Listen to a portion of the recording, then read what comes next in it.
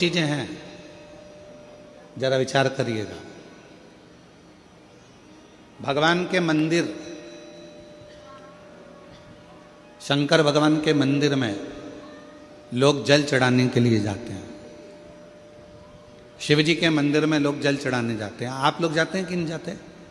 जम के तो बोलो, जाते हैं। ठीक है। शिव जी के मंदिर में यदि आप जल चढ़ाने के लिए जाते हो और आपने अगर शिव महापुराण की कथा को सुन रखा है तो कथा में बारंबार आपको सुनने को मिलता है कि ये शिवलिंग शिव है, ये जलाधारी माँ पार्वती जी का हस्त कमल है, ये सामने से जो जल बहता है, राइट में गणेश है, लेफ्ट में कार्तिकेय हैं, बीच में अशोक सुंदरी है। शिव जी के ऊपर जो बूंद बूंद पानी टपक रहा है वो शिव जी की 5 लड़कियां जया, विषहरा, शामली बारी, दौतली, देव है।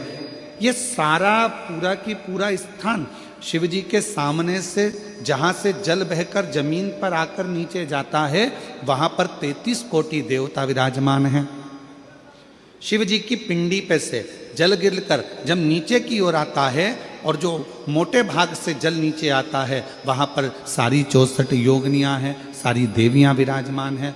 अब जो समझ गया वो शिव मंदिर में जाकर ना गणेश जी को ढूंढता है, ना कार्तिकेय को ढूंढता है, ना पार्वती को ढूंढता है। ढूंढेगा क्या? जम के बोलो जरा। नहीं। ना वो कार्तिकेय को ढूंढ रहा है, ना वो श्री गणेश जी को ढूंढ रहा है, ना वो पार्वती को ढूंढ रहा है। अब जिसके दिल में ही शिव नहीं बसा है, जो भगवान शंकर को जान ही नहीं पाया, वो मंदिर में जाकर क्या करता है? एक लोटा पानी लेगा, शंकर जी पे भी चढ़ा देगा, उसी पानी में से गणेश जी को भी चढ़ा देगा, उसी पानी में से पार्वती जी को भी चढ़ा देगा, उसी पानी में से कार्तिकेय जी को भी चढ़ा देगा। अरे भैया, अगर शिव महापुराण की कथा सुनी है तो शंकर की कथा में आता है जहां शिवलिंग है, जहां शंकर विराजमान है, वहां जल पूर्ण समर्पित कर दो, सारे देवताओं में अपने आप पहुंच जाता है। उसको देना नहीं पड़ता, उसको पहुंचाना नहीं पड़ता। और ये गलती बहुत सारे लोग करते हैं। आप लोगों से निवेदन है, शिव जी के मंदिर में अगर जल चढ़ाने जाना है आपको तो पार्वती मैया को अलग से जल नहीं चढ़ाना, कार्तिकेय जी को अलग से जल नहीं चढ़ाना, गणेश जी को अलग से जल नहीं चढ़ाना। किसी भी मूर्ति पर शिव को जल चढ़ाने जाओ तो अलग से किसी मूर्ति पर जल मत चढ़ाओ, ना पार्वती जी को, ना गणेश जी को, ना कार्तिकेय जी को। अगर जल चढ़ाना है तो केवल देव अधिदेव महादेव पर चढ़ाओ, वो जल सारे देवताओं तक अपने आप पहुंच जाएगा, उसको पहुंचाने की जरूरत नहीं है। चलो और सरल भाषा में समझ लो। तुम्हारे घर में तुलसी का पौधा है? हाथ उठाओ जरा, किस किस के यहाँ? सब लोग रख लो। अब ठीक है, रखो। तुलसी के पौधे में पानी कौन कौन देता है? सब देते हो? ठीक है। पत्ते पे देते हो क्या? नहीं। डाली पर देते हो क्या? नहीं। मंजरी पर देते हो क्या? तुलसी में पानी कहाँ दिया जाता है? तुलसी की जड़ में। जड़ में पानी दे दिया तो वो तुलसी के पत्ते पत्ते में पानी पहुंच जाता है, मंजरी में पानी पहुंच जाता है, वृक्ष की जड़ में पानी दे दिया तो वो पानी सब दूर फल में, फूल में, डाली में, पत्ती में, सब जगह पर वो पानी पहुंच जाता है। उसी तरह जैसे जल जड़ में दिया जाता है, पानी जड़ में दिया जाता है तो वो सब जगह पहुंच जाता है। उसी तरह शिव मंदिर में केवल शंकर भगवान पर जल चढ़ाया जाता है तो वो सब देवताओं तक पहुंच जाता है, सब देवताओं तक।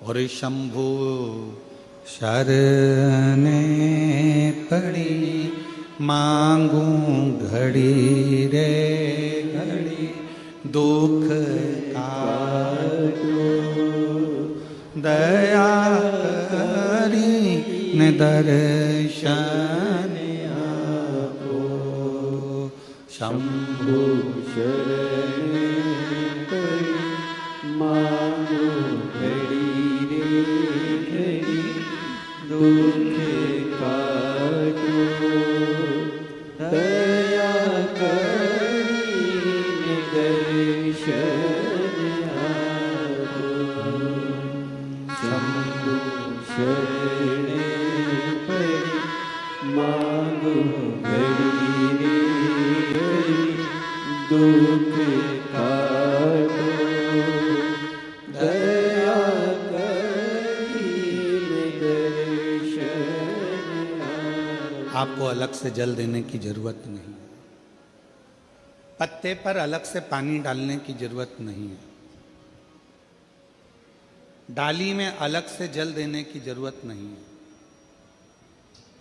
केवल जड़ में पानी दीजिए, फूल में, पत्ती में, फल में, सब जगह पर वो पानी पहुंच जाता है।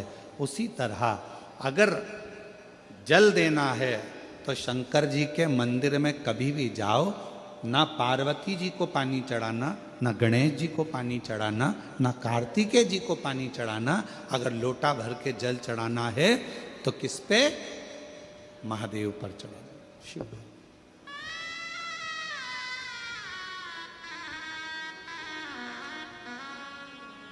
गलती तो नहीं करोगे? बोलो तो जम के। कहाँ जल चढ़ाओगे?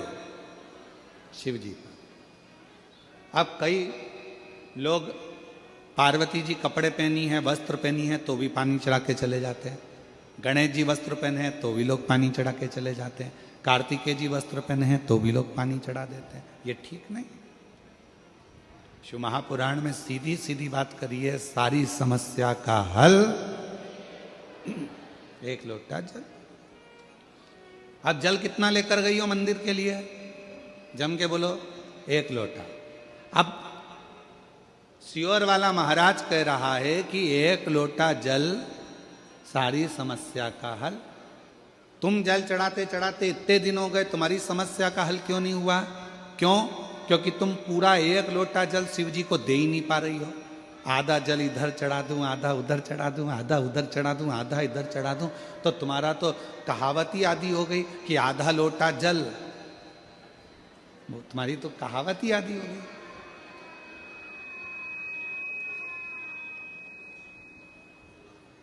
पूरा एक लोटा चढ़ा? अरे बोलो तो जम के, नहीं चढ़ा, नहीं चढ़ा।